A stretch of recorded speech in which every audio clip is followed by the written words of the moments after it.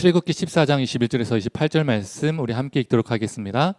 모세가 바다 위로 손을 내밀매 여호와께서 큰 동풍이 밤새도록 바닷물을 물러가게 하시니 물이 갈라져 바다가 마른 땅이 된지라. 이스라엘 자손이 바다 가운데를 육지로 걸어가고 물은 그들의 좌우에 벽이 되니 애굽 사람들과 바로의 말들 병거들과 그 마병들이 다 그들의 뒤를 추격하여 바다 가운데로 들어오는지라.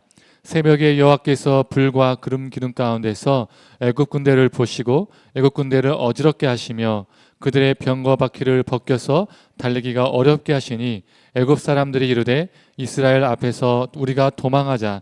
여호와가 그들 위하여 싸워 애굽 사람들을 치는도다.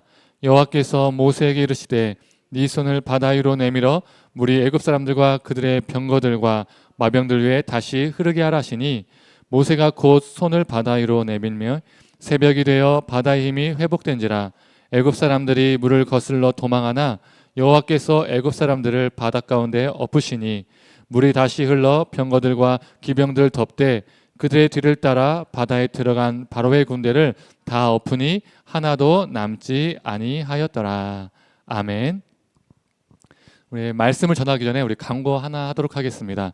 고민하고 기도하면서 이 광고 멘트도 작성하고 이 광고 이미지도 만들었는데요. 예배자를 모집하고 있습니다. 지금 출석하고 있는 교회를 옮기시고 또 함께하는 교회에 등록해서 이곳에서 매주 예배를 들으실 분, 교회에서 일할 성도님을 모집하는 것이 아닙니다. 교회를 옮기지 않으셔도 되고요. 등록하지 않으셔도 됩니다. 매주가 아니어도 좋습니다. 2주에 한 번, 한 달에 한 번, 2달에 한 번이어도 좋습니다. 이 예배 빈자리를 함께 채우셔서 말 그대로 함께 예배할 분을 찾습니다. 예배 시간에 오셨다가 예배만 드리고 바로 가셔도 됩니다. 헌금, 봉사 이런 것에 대한 부담 갖지 않으셔도 되고요. 예배 함께 드리시면 됩니다. 우리는 내 교회에서 예배를 드려야만 또 예배를 드린 것이라고 생각을 많이 하죠. 그런데 교회는 내 교회, 너의 교회라는 개념이 원래 없습니다. 본래 없습니다. 우리 사도신경에서 신앙 고백을 하지 않습니까? 우리는 공교회를 믿는다라고 고백하죠. 조금 전에 예배 시작할 때 공교회를 믿는다고 고백했습니다. 여기에서 공교회는 라틴어 원문으로 카톨릭을 의미합니다.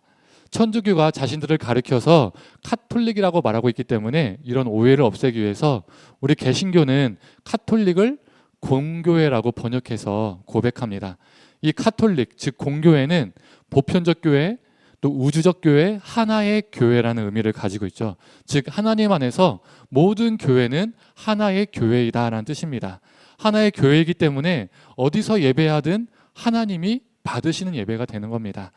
특히 예배자가 필요한 그곳에서 한 명의 예배자가 되어주는 것을 하나님이 정말 기쁘시게 받으실 거라는 생각이 듭니다. 그럼에도 등록한 교회에서 꼭 예배를 드려야 한다라고 생각을 가지고 계신 분이 있다면 출석하는 교회에 여러 예배 시간대가 있다면 비껴서 오시면 되지 않을까 싶습니다. 마음에 감동 있으신 분들은 제게 연락을 주시고 오셔도 되고요. 연락 없이 아무 때나 편하게 오셔도 될 것 같습니다. 광고를 마치고 이제 말씀을 전하도록 하겠습니다. 창세기 사건들과 우리 출애굽 사건들을 보면, 즉 이 모세 오경의 사건들을 보면 이 고대곤등의 신화들과 참 비슷한 사건들이 많이 있습니다.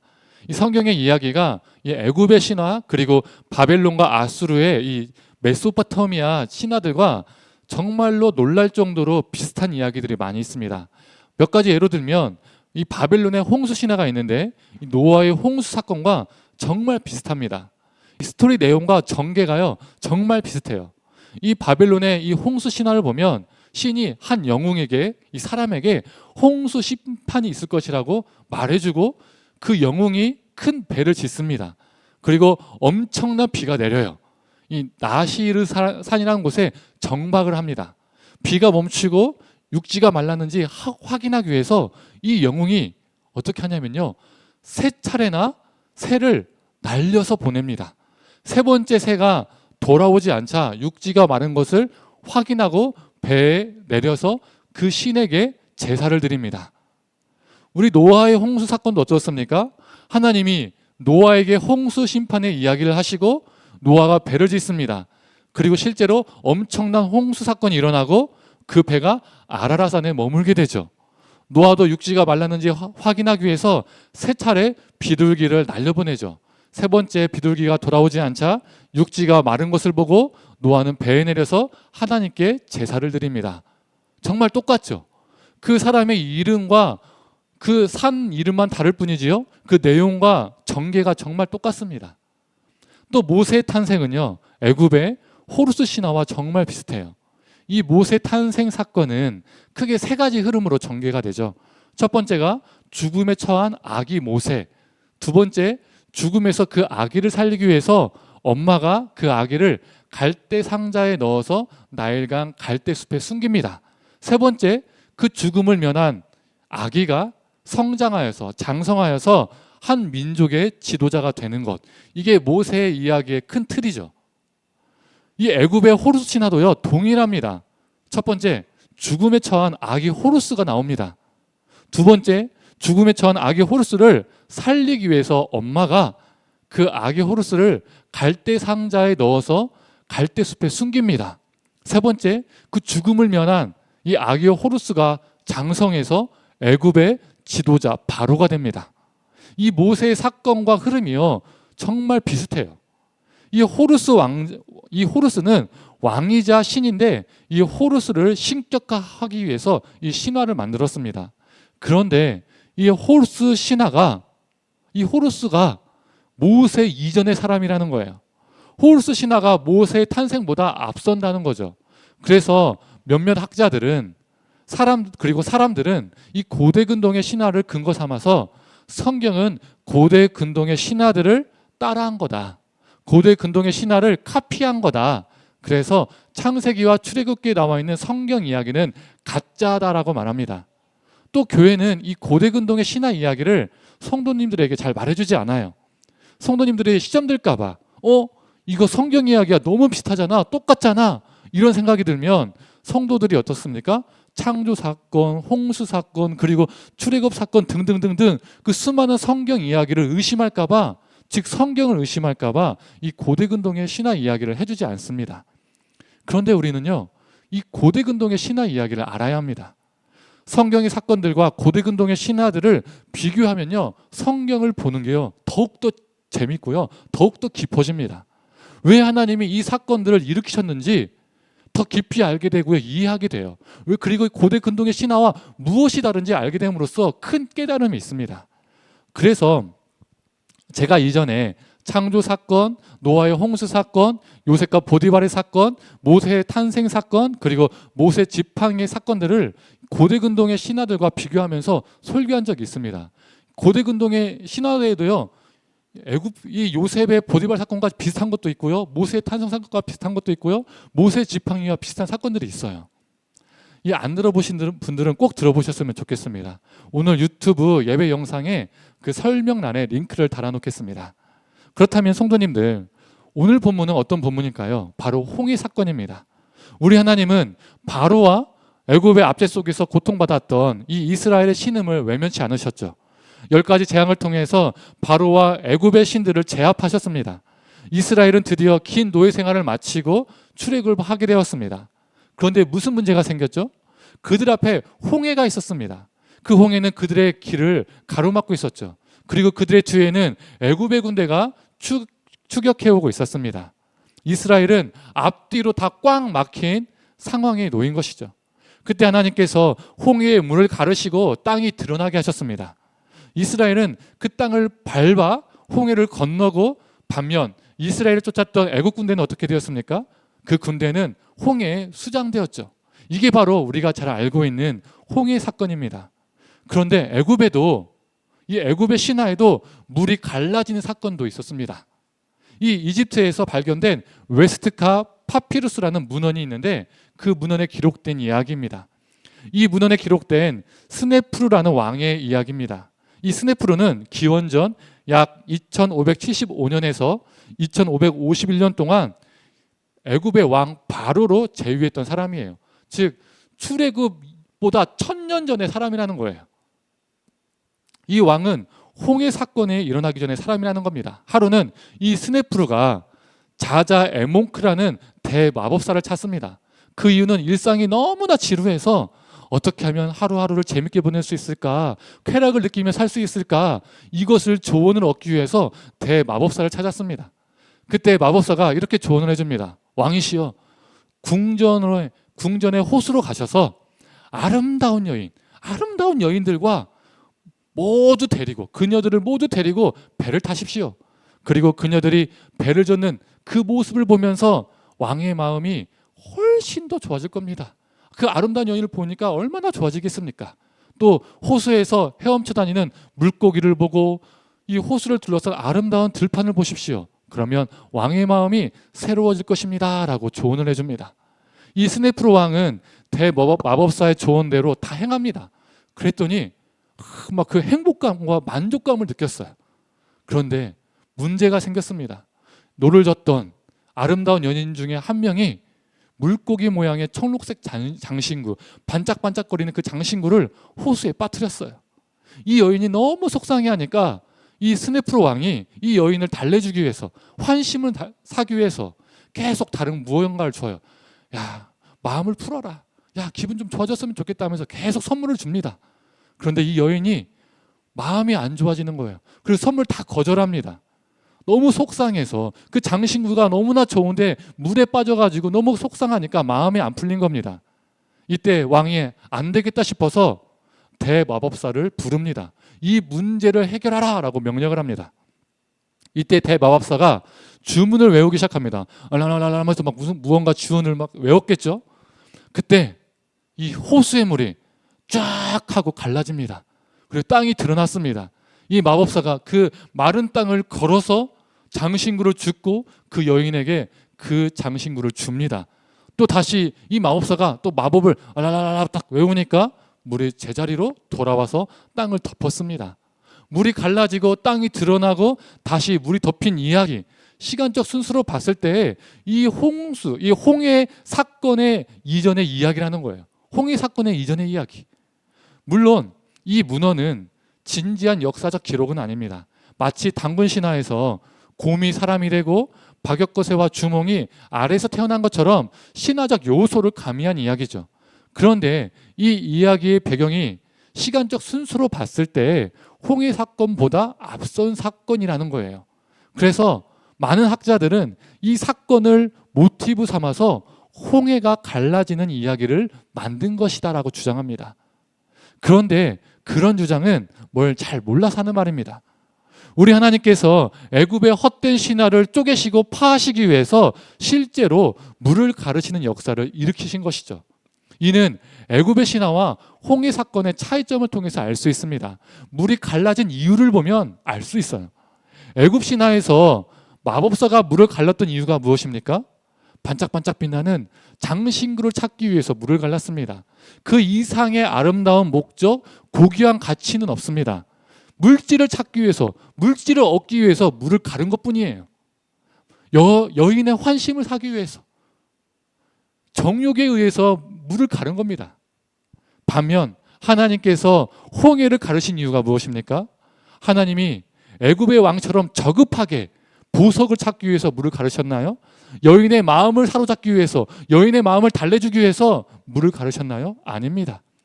애굽의 압제 속에서 고통당했던 이스라엘을 구원하시기 위해서, 그들의 생명을 건지시기 위해서 하나님께서 친히 물을 가르셨습니다. 애굽의 신화 속에서 물이 갈라진 원인은 물질에 있지만, 정욕에 있지만, 홍해 사건은 생명의 근간입니다. 생명의 역사이죠. 그리고 이 애굽의 신화가 홍해 사건보다 앞서기 때문에 홍해 사건은 가짜다라고 주장하는 사람들은 모르는 게 또 있습니다. 우리 성경을 보면 홍해 사건보다, 이 홍해 사건 훨씬 이전에 이미 물이 갈라지고 땅이 드러난 사건이 있었죠. 믿는 우리도 물이 갈라지고 땅이 드러난 사건 하면, 그것을 생각하면 제일 먼저 홍해 사건을 떠올리지만, 이 홍해 사건보다 그 이전, 그리고 이 애굽의 신화보다 더 이전, 훨씬 이전에 물이 갈라지고 땅이 드러난 사건이 있었습니다. 무슨 사건이죠? 창조 사건입니다. 창조 사건. 창세기 1장 9절의 말씀입니다. 하나님이 이르시되 천하의 물이 한 곳으로 모이고 묻이 드러나라 하시니 그대로 되니라. 하나님이 물을 거두시고 땅이 드러나게 하신 사건, 바로 이 사건이 진짜 원조 사건이죠. 홍해 사건은 애굽 신화를 복사한 것이 아니라 홍해 사건은 창조 사건을 복사한 사건입니다. 홍해 사건은 제2의 창조 사건이죠. 그래서 홍해 사건은 하나님의 창조 사건의 연장선선에 있습니다. 왜일까요? 홍해 사건에서는 첫째 날에, 둘째 날에 하나님이 무언가를 창조하셨다, 이런 말이 안 나오는데도 왜 홍해 사건이 창조 사건의 연장선에 있을까요? 성도님들, 창세기 1장을 보면 창조 사건이 기록되어 있죠. 첫째 날 빛을 만드시고, 둘째 날 궁창, 즉 위아래의 문을 만드시고, 셋째 날 땅을 만드시고, 넷째 날 해와 달과 별을 만드시고, 다섯째 날 새와 물고기를 만드시고, 마지막 날 짐승과 인간을 창조하셨죠. 그런데 창세기 1장 창조 사건을 보면서 한 번도 의아한 점이 없으셨나요? 이 부분 좀 이상하다, 이렇게 느껴보신 적 있지 않으세요? 알고 보면 우리 창세기 1장을 보면요, 이상한 부분이 있어요. 하나님께서 세상을 창조하실 때 가장 먼저 창조하신 게 무엇이죠? 창세기 1장 3절을 보면 첫째 날 하나님께서 무엇을 창조하셨죠?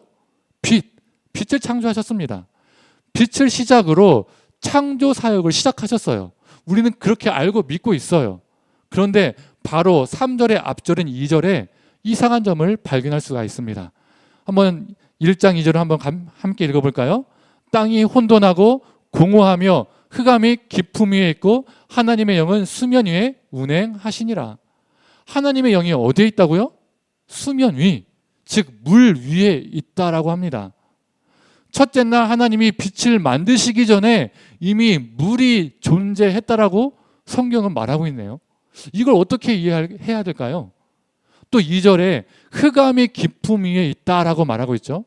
우리 성경으로는 깊음이라고 번역되어 있는데 상당히 아쉬운 번역입니다.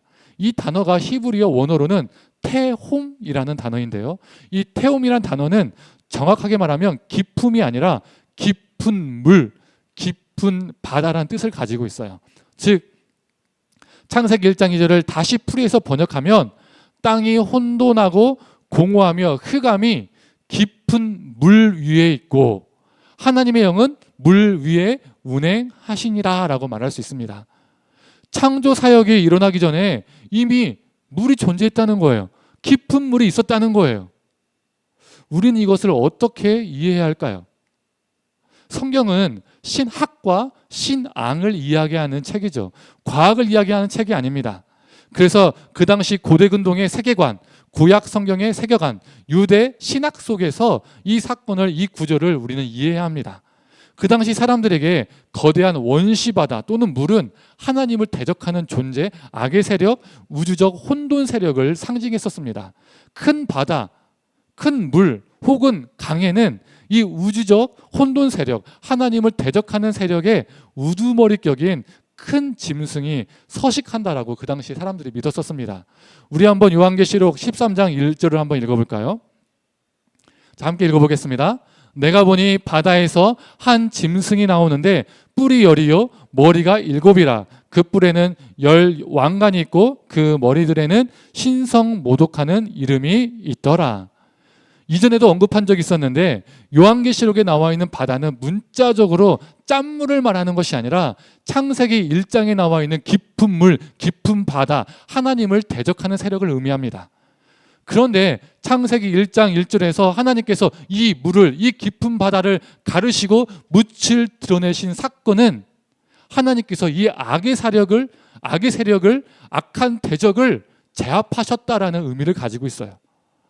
우리는 셋째 날을 하나님께서 땅을 창조하신 날로 이해하는데 정확히 말하면 땅을 창조하신 날이 아니라 깊은 물 위에 잠겨있던 땅을 드러내신 날입니다. 드러내신 날. 한번 우리 창세기 1장 9절 보세요. 만드셨다, 창조하셨다 이런 말이 없습니다. 드러내셨다라고 말하고 있습니다. 땅이 물 아래에 잠겨 있었다는 것은 땅이 땅으로서 제 역할을 하지 못했다는 거예요. 악한 권세에 의해서 제 역할을 하지 못했다는 거죠. 그런데 하나님께서 그 깊은 물을 제압하시고 그 물을 가르시고 땅이 땅으로서 제 역할을 할 수 있도록 땅을 건져 올리신 사건이 바로 창조 사건입니다. 성도님들, 이 땅이라는 이 단어가요, 히브리어로 두 개가 있습니다. 두 개. 하나는 에레치라는 단어고요. 또 다른 하나가 무엇일까요? 바로 아다마라는 단어입니다. 아다마. 하나님께서 물에 잠긴 아다마를 드러내시고 그 아다마로 인간 아담을 창조하셨습니다. 하나님께서 친히 대적을 가르시고 제압하시고 아다마를 건져내셔서 그 아다마로 아담을 만드신, 그 생명을 일으키신 사건이 창조 사건, 생명의 사건이라는 거예요. 그래서 이 아담과 아다마가요, 어원이 같아요. 그런데 이 창조 사건이 시간이 지나서 다시 한번 홍해 사건으로 일어났습니다. 물이 갈라지고 땅이 드러났죠. 하나님께서 바로라는, 이 애굽의 바로라는 악한 권세, 애굽이라는 악한 대적을 가르시고 짓밟으셔서 땅이 드러나시게 하신 사건, 즉 이스라엘에게 생명을 주신 사건이 홍해 사건입니다. 그래서 홍해 사건은 창조 사건의 재현이자 복사판이 됩니다. 제2의 창조 사건이죠. 그런데 물이 갈라지고 이 땅이 드러난 사건은 홍해 사건만 있었을까요? 성경을 보면 언제 또 있었습니까? 예전에도 제가 언급한 적이 있었습니다. 이스라엘이 긴 광야 생활을 마치고 가나안 땅에 입성할 때에 요단강이 갈라지고 땅이 드러난 사건이 또 재현되었었죠. 그리고 이스라엘 백성들은 그 요단강을 건너서 가나안 땅에 입성했습니다. 그런데 왜 굳이 요단강 동편으로 가서 요단강을 건너서 요단강 서편으로 갔을까요? 한번 이스라엘 지도를 한번 보실까요? PPT 한번 봤으면 좋겠습니다. 이 빨간 화살표처럼 광야에서 요단 동편을 거치지 않고요, 곧장 요단 서편으로 가는 게 훨씬 빠릅니다. 그렇죠? 그냥 빨간 화살표처럼 곧장 가는 게요, 더 빨라요. 그런데 굳이 파란 화살표처럼 요단 동편을 우회해서 요단강을 건너서 요단 서편으로 갔을까요? 바로 창조 사건, 홍해 사건을 재현하기 위해서입니다. 단순히 물이 갈라지고 신기하고 놀라운 기적 사건이 아닙니다. 하나님께서 가나안 대적, 하나님의 대적을 가르시고 이기시고 제압하셔서 이스라엘에게 생명의 땅을, 구원의 땅을 허락해 주신다라는 구원과 생명의 역사를 암시하는 거예요. 이 또한 창조 사건의 재현입니다. 또 언제 물이 갈라지고 또 묻이 드러났죠? 땅이 드러났죠? 또 있습니다.